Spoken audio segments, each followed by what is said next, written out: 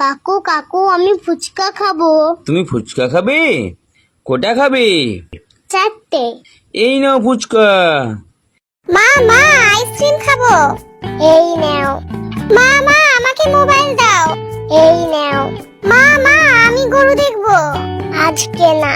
না না আমি দেখবো। দিদি দিদি আমাকে একটা বেলুন দে না। এই নে। আরেকটা দে না। না এটা আমার।